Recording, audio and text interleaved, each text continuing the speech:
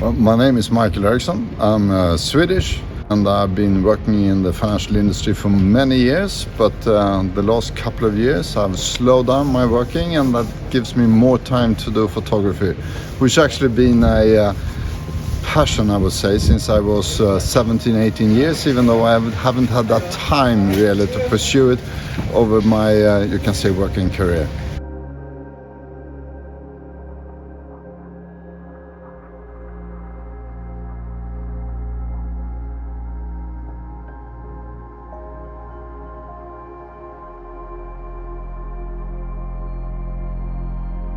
Well, we were at the Black Beach, which was fantastic, I would say. I think that was maybe one of the highlights.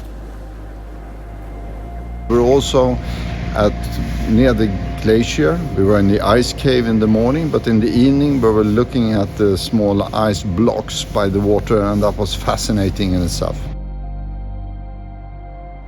Better Moments in itself, I would say, gives us a lot of knowledge about the place we have been to Iceland in this case, also about photography, and I would say a human aspect with it as well, making it a very comfortable and enjoyable trip altogether.